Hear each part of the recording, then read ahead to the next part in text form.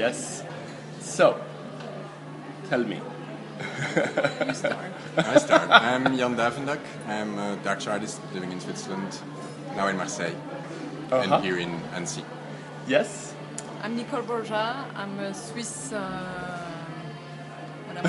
director, filmmaker, and I used to work with Yan for a long time. So you have been working for a long time. Yeah, we started like 8 years ago, something like that. And this is 10. the 10. Okay, this is the latest project Yes. we're presenting here, which is called SOS Save Our Souls, and it's about defeat. So, and also you have different backgrounds, in a way, you have worked with theater and visual arts, and so can you tell a little bit about, the influence of this background in your collaboration and at the same time in this piece? Well, I think my main influence is about story, because it's storytelling, and I think that's really what I do in this work. It's like I'm trying to edit the material that we can get.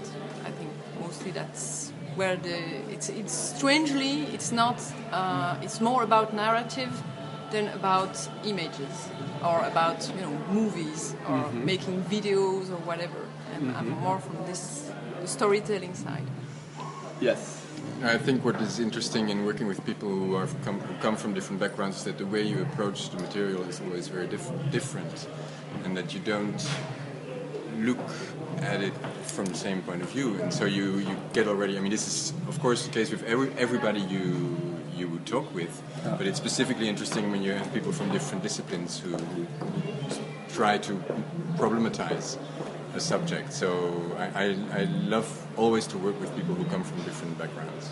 Yes, and how is this work fitting in your both the developments of your careers or your growth as creators? It has a lot of audience participation. A lot of this kind of structural storytelling. A lot of things that seems like emerge on the fly as the people is participating. Can you tell a little bit about that? Well, it's really a natural development from what we've been doing before. The piece we've been doing before this one is called Made in Paradise, and it's about Islam and the West. And there is already the audience is already with us on stage. There is no separation, and they vote for the different scenes, if you want, the different fragments that they want to see. And there were two moments that were really interesting us a lot, which was, at one hand, there is a moment in that piece where people take over the power totally. We give them the power. They can answer a question which is, what do you know about Islam, for 10 minutes. We don't say anything. Yeah. So we don't have any control about what's happening, which is really very exciting and very scary for us. And it was something that was really interesting for us. Then the other thing that's really interesting in Made in Paradise at the end is that the people take like the space that we've been building all together, they take it as their agora. It really becomes a place where they talk together without us. They stay, they're there, they're feeling comfortable, and they want to go on talking about the piece with the people they met during the piece. And that were two things that we wanted to take over in SOS and take it more into deeper layers or more radical layers. Yeah, almost like this kind of social encounter. There is this performative aspect of the relational aspect and the social. Yeah, way. definitely. Yeah. Yes, and and how that fits in your work, in this collaboration. That aspect that is, participatory. And were you working with that before, or this came I as think we're much more now about letting go than we were before. Because before we were really on, how do you say, maîtrise? Mastering, mastering, yeah, control, okay. And so it's more like about accepting that. Yeah, it's more about accepting whatever can happen, and it's kind of a real exercise.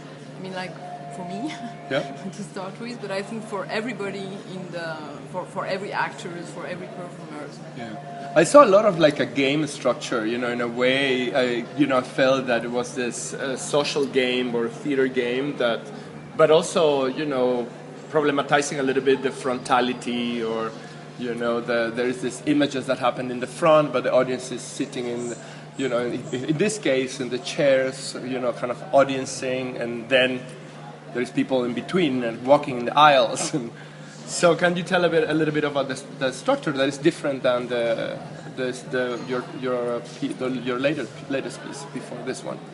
This piece is a kind of classical setting with an audience on the stage, but there's just nothing happening on the stage.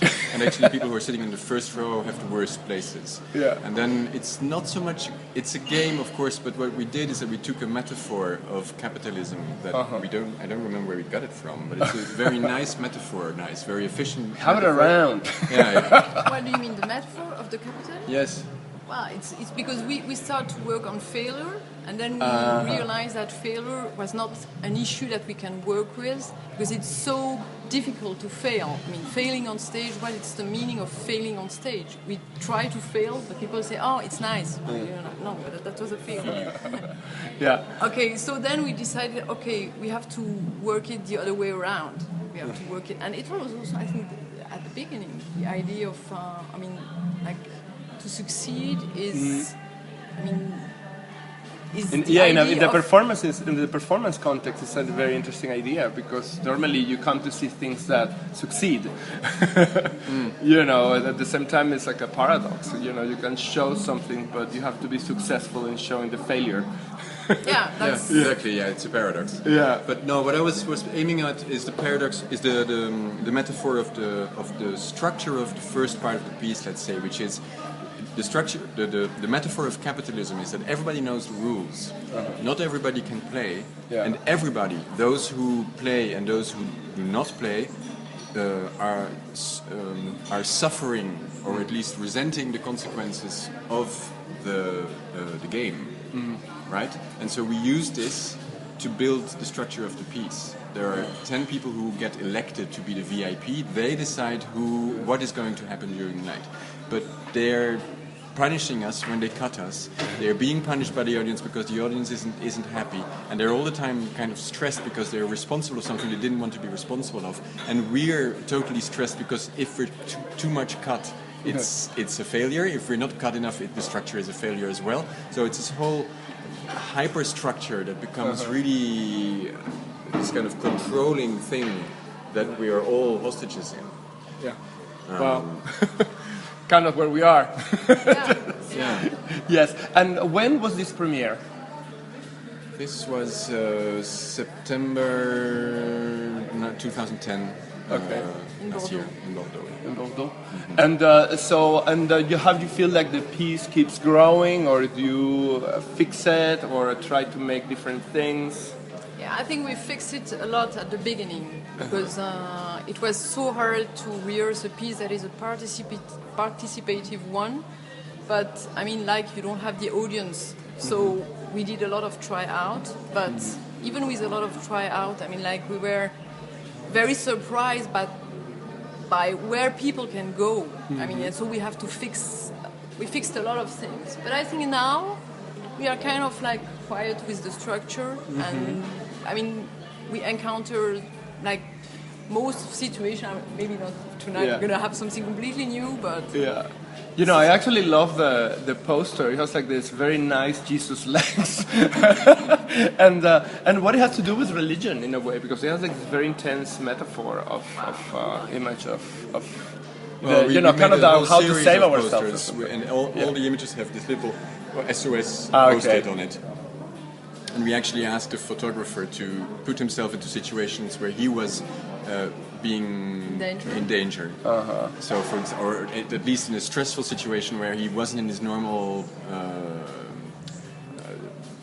state of mind where you usually would make pictures. So there's also an image, for example, of a little baby, which is actually his own child, 3 minutes after she was born. Wow. And so he had to take a picture because that was what he wanted to do for our project. So that was the way we worked on it with the photographer, and it's for us trying to aim a little bit the different parts in society where we're actually lost, where things used to give answers and don't give them anymore. Not saying that is right or wrong, but just okay, the helplessness that our society puts us in. Yeah, or perhaps like you know, just being human, you know, in a way, you know, because I see it this, you know, in a way that some of the things that I've been told is, you know, this almost failure. Then you ask for salvation, or you know, try to see how you solve this mess that we are right now. How do you relate then this, you know, the piece, just to close with a little bit of the crisis that we are living in the world right now? Well, that was the starting point. Just the starting point. Yeah. I mean, like, but to say that this crisis is not an economical crisis, it's more it's a different crisis, and so that's what we try to make, like, also with the two parts of the piece. So first you have the system, and then you have what you have under the system, underneath, under the eyes. I like it very much, this image of... Well, thank you very much. You know, can you believe this is 11 minutes? Wow, no! Yes. So you're gonna cut. No, I think it's really great. So we will have some images of the show, and that I will go in and get some images. And well, thank you very much. Thank you. Lots of luck.